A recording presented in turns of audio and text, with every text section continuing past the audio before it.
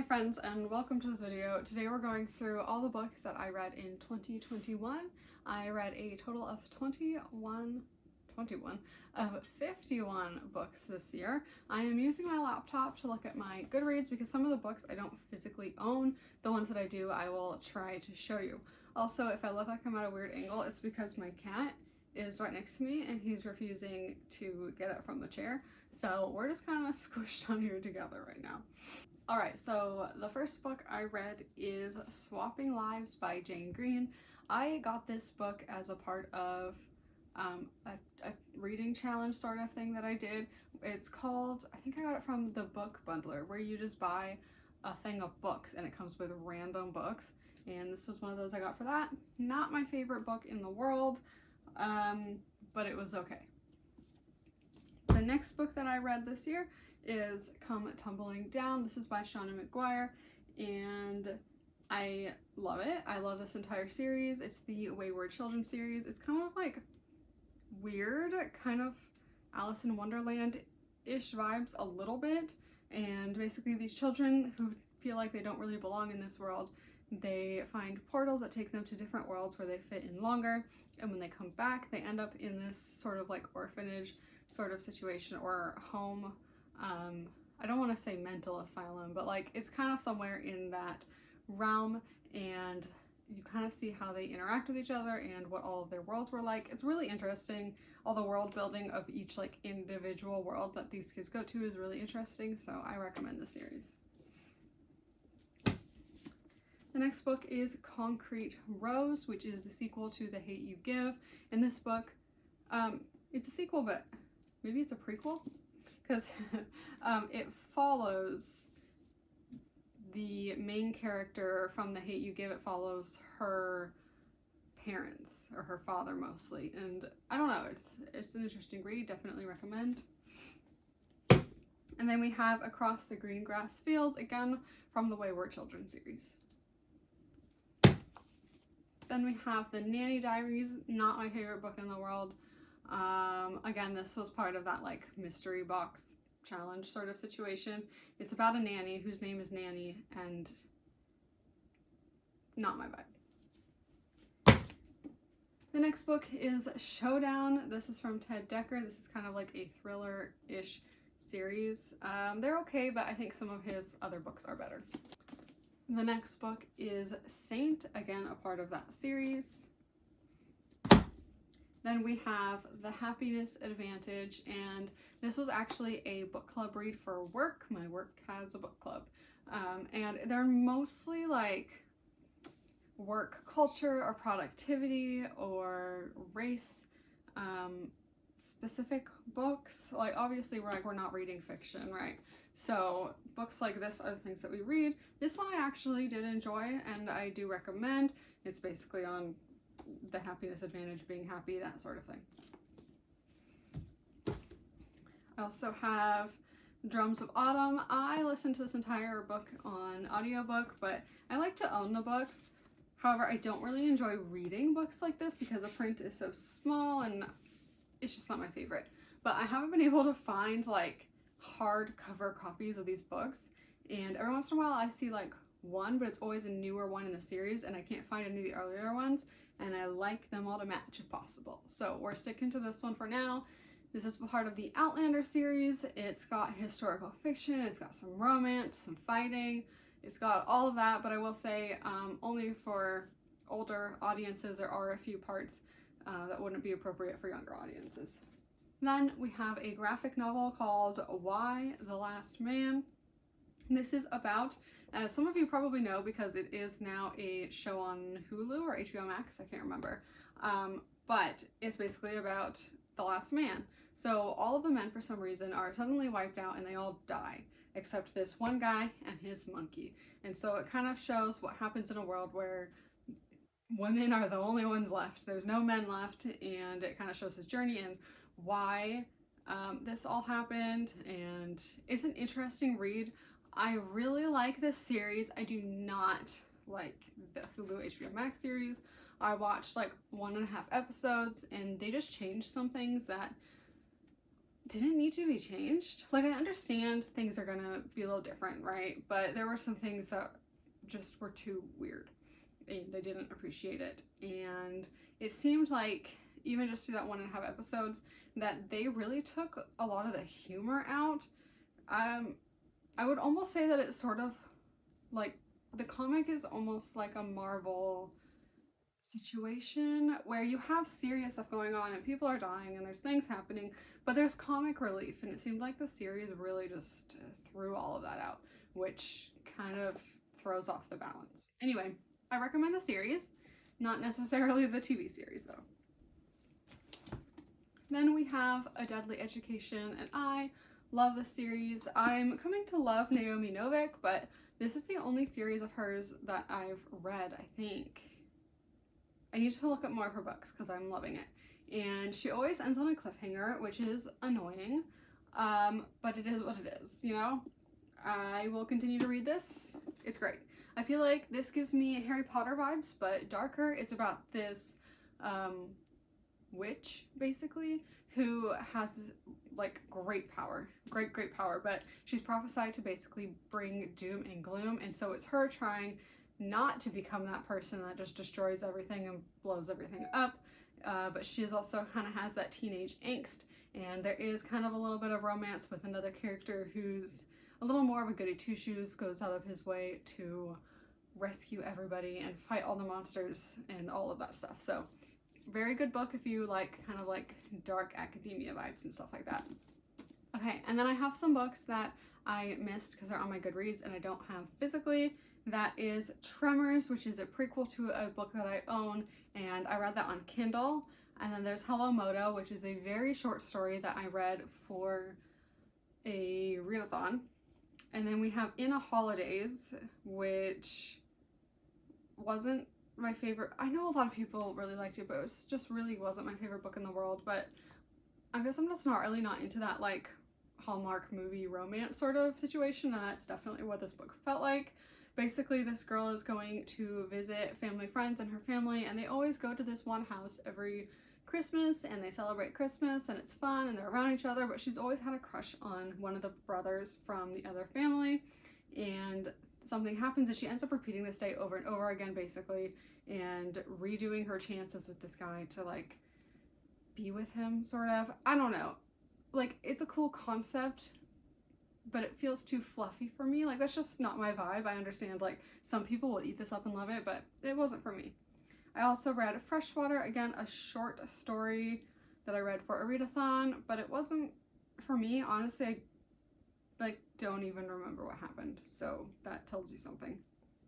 I also read The Time Machine by H.G. Wells. This is the first, like, really old historical fiction that I've read, other than like Perelandra and stuff like that by C.S. Lewis. I actually sort of prefer it to the newer science fiction. Basically, there's this guy who creates a time machine and he ends up going in time, and that's what it is. And then I also read, I have to click on it because I can't read the title. I also read The Curious Case of Benjamin Button and Other Jazz Age Stories by F. Scott Fitzgerald. It was interesting reading these because I feel like a lot of people read them in like high school or something, and I never did. So I listened to those on audiobook. And then we get back to some physical books. So we have The Girl from the Other Side. This is a graphic novel series that I've been reading for a while. Basically, you have the insiders and the outsiders. The outsiders kind of look like this dude here. They're all dark. They have this like disease sort of situation, and if they touch an insider, they become like them. So this is about a girl who is from the other side, but she remains untouched. Then we have Sinner. This is again by Ted Dekker and is a part of that series that I was talking about. It's the Books of History Chronicles. And then Winter by Marissa Meyer. I feel like everybody's heard of the series, the Lunar Chronicle series. It's based on like Disney princesses, basically. So this is sort of like your Snow White one. It is kind of sci-fi-ish. Like, it has some sci-fi in it, which isn't my favorite, but the series was okay. I do feel like it dragged on a little bit long. I enjoyed it, but it wasn't my favorite. And then we have The Princess Bride, and I absolutely adore this book and the movie. Read both, please. Well, read the book and watch the movie. You know what I mean. And we have The Culture Code. Again, this was a book that I had to read for work. Well, I didn't have to. I chose to read for work because you don't have to be a part of the book club, but why not take any advantage to read books? So I did. This is interesting, but I feel like if you're not working in like a corporate environment or an environment where you're like in structured work, if you freelance or anything like that, this probably isn't the most applicable book for you.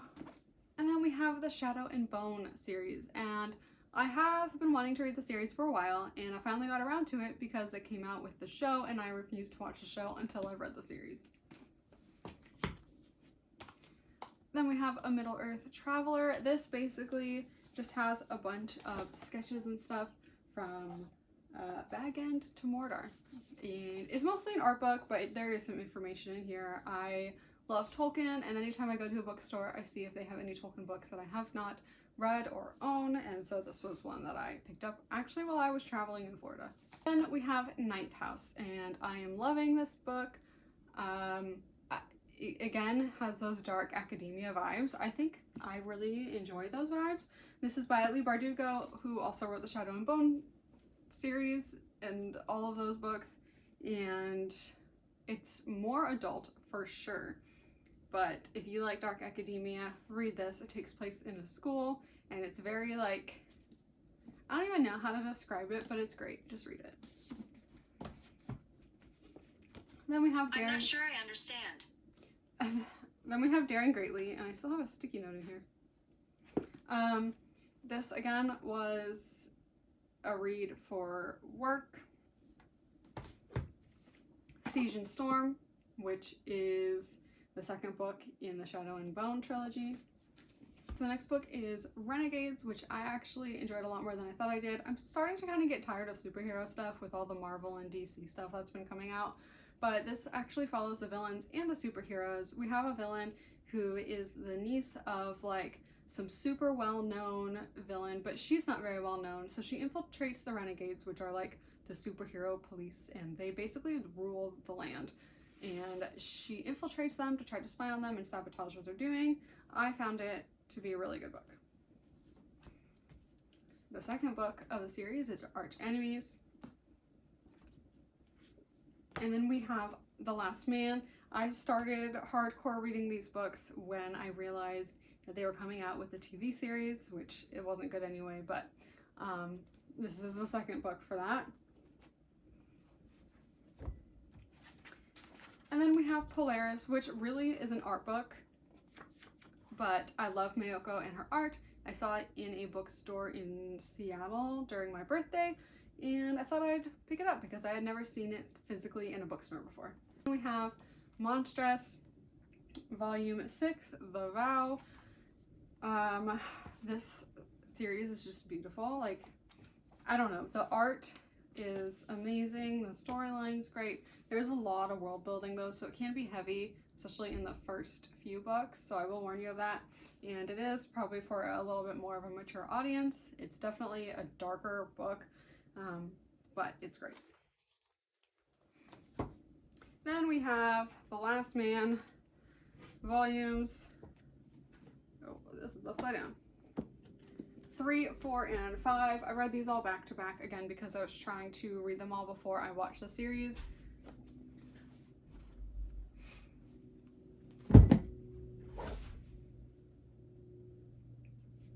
And then we have this book of poems by Catullus. There is Latin on one side and English on another side. And Supernova, which is the final book in the Renegade series. I listened to all of these on audiobook, and I will say the audiobook was excellent. Then we have Dare to Lead by Brené Brown, but I will say that this book felt very, very similar to Daring Greatly, which she also wrote. Like, there were even some of the stories were in both of the books, so I feel like pick one and read it. I don't know that you can get a whole lot more by reading both of them. I also read Ruin and Rising, which is the final book in the Shadow and Bone series, but I have a friend who's currently borrowing it, so I don't physically have it at the moment. And then we have The Last Graduate. Again, this is part of the Deadly Education series. Absolutely love it, and ends on a horrible cliffhanger, so I'm just waiting for the next book to come out. And then we have The Lives of Saints, again by Leigh Bardugo. This is kind of just a short book that has some of the folktale stories and stuff that are mentioned in the Shadow and Bone series. You definitely don't need to read this, but it's kind of interesting. And then we have Ready Player 2. I really enjoyed Ready Player 2, or Ready Player 1. Didn't enjoy this one as much. The plot just seemed kind of lacking, and I didn't feel like I cared about the characters as much anymore. I kind of preferred them the way they were in Ready Player 1 better.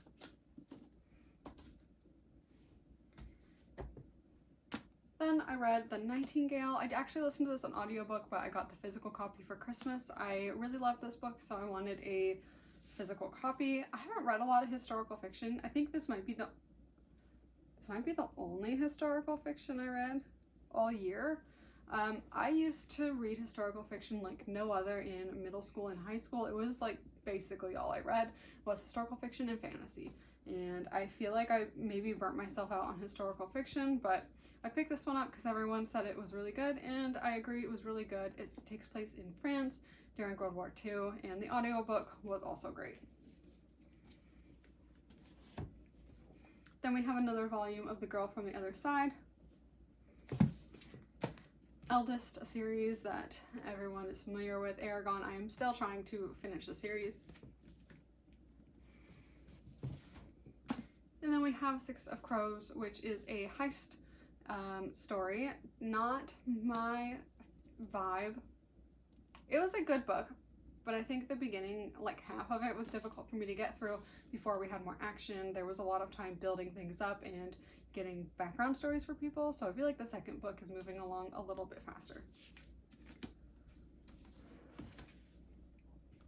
We have the story of Kullervo by J.R. Tolkien.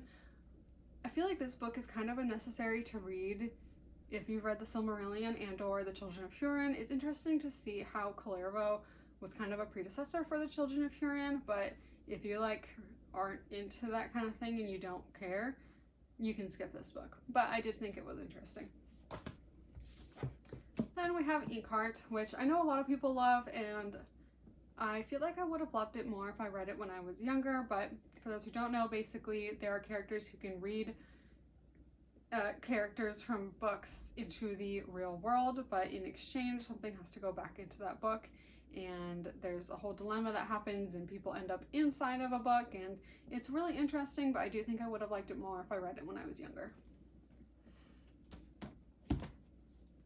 And then we have The Language of Thorns. These are short stories that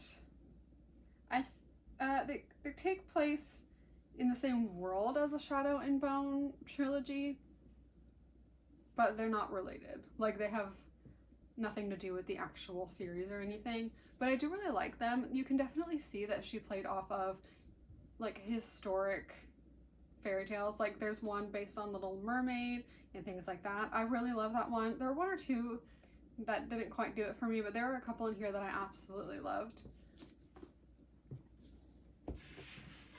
And then we have Inkspell. This is the last book of the year that I read, and I finished it in an audiobook while I was doing baking for Christmas. Again, this is part of the Inkheart series. I do really enjoy the series, and I recommend it. That is everything that I read in 2021. I'm hoping I'll be able to read at least 50 books in 2022, so we'll see how that goes. Make sure to like, comment, and subscribe. I'll see you guys in the next one. Bye!